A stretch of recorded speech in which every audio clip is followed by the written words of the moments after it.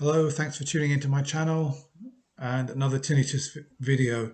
So I started this channel recently mainly because I wanted to share with you what I know about tinnitus and possible treatments and how to cope with it. So I thought it might be useful if I just briefly tell my story. We've all got our own stories with tinnitus, but obviously so you can sort of understand what my path is and where I'm coming from, I'll just tell you my own tinnitus story.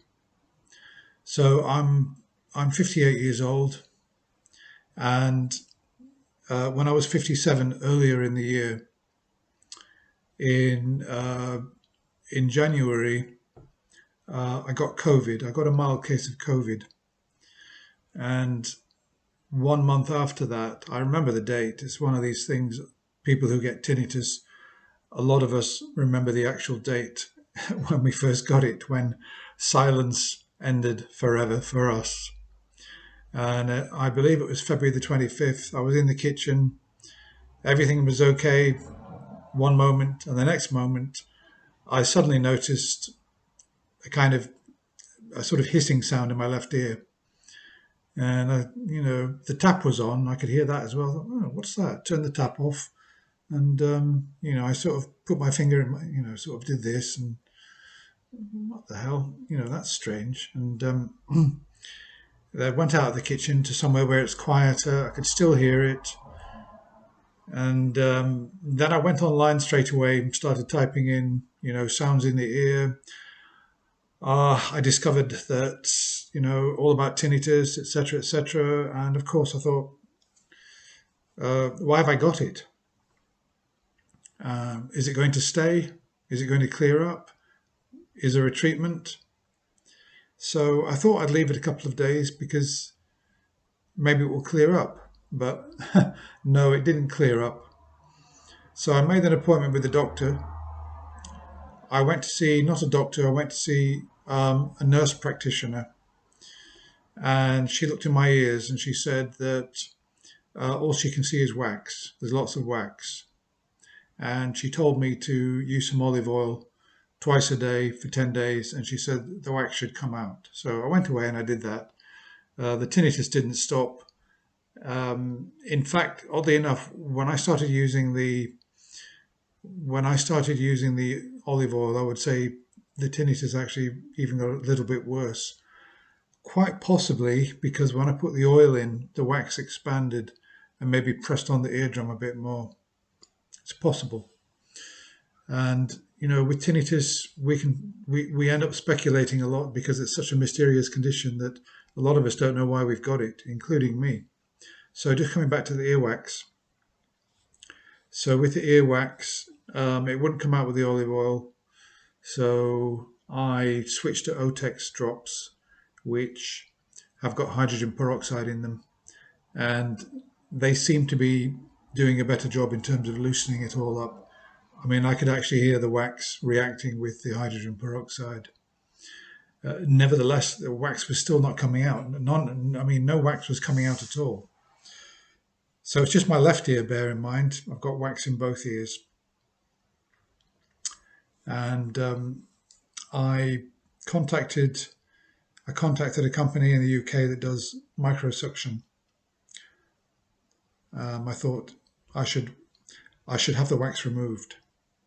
So I went to this company and I had microsuction.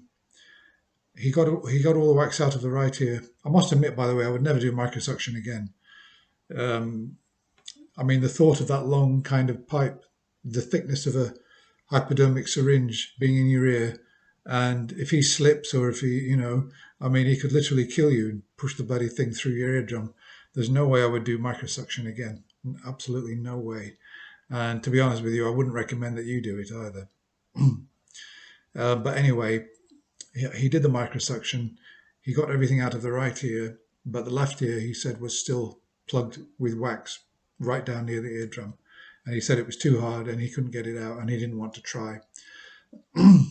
So it didn't clear, of course, the tinnitus. It was still there.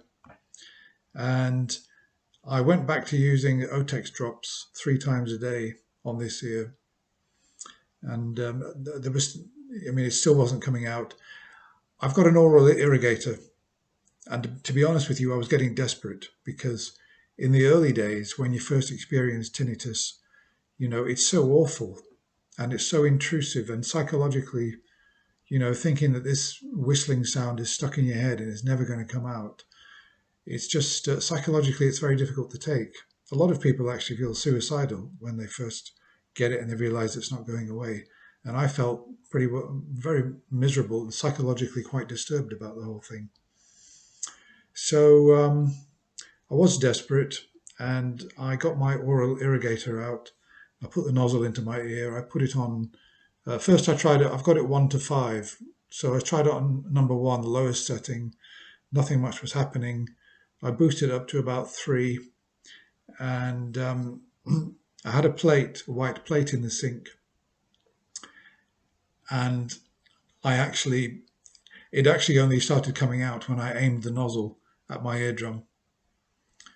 Uh, Otherwise, nothing was happening because the power of the water hits the side of the ear, and by the time it gets to the wax, it's not strong enough to actually dislodge it. So I aimed the jet straight at the eardrum, and a lot of wax came out. Um, a heck of a lot. I mean, there was so much there. I just couldn't believe how much was there. So um, I tried again the next evening as well, but nothing came out. Then I went back to this place where I had the microsuction. I asked him to look down my ears. He looked in my ear and he said, "There's no wax in there at all." So obviously I got it all out. I didn't need to use the irrigator anymore, but I still had the tinnitus. I must say that it was a lower level when the wax came out. It's probably 60%. The baseline dropped about 40%. So I mean, it may have been the earwax. Maybe the earwax was pressing on my eardrum and caused some long-term damage. I don't know. I don't know. I had COVID. Maybe that played some part in it. I just don't know. Either it's caused by the earwax or it was caused by COVID, or there's another cause and the earwax and COVID were just coincidental. I've got absolutely no idea. So what happened then was that, um, yeah, I went through this phase where I started learning that, well, it's probably not going to go away, but um, I learned about this habituation thing. And at first I dismissed that, thinking, oh, well, habituation is just getting used to it. That's no good. No, we've got to make it go silent. And obviously it wasn't going away. I then started trying various dietary things and various other, ways of addressing it. I started using sound maskers, which I got on YouTube, and various ways of coping with it. I think my biggest problem was not getting to sleep at night because I made sure I was tired, but waking up in the middle of the night and not being able to get back to sleep because I was waking up and hearing it and I couldn't get back to sleep. It was like 3, 4 in the morning, and I'd be lying awake, exhausted for about 2 hours. And then I discovered this app with rain sounds, and I started using that. I left it on the whole night, and I found that helped quite a lot, really, because if I did wake up, yes, I could hear it, but the rain, the sound of the rain coming from the app on my mobile phone, it kind of soothed me and helped me to get back to sleep. So I had a sort of way of addressing it. But in the meantime, I was waiting for my ENT appointment and everything. And so essentially, I've tried lots of different things. I won't say what I've tried.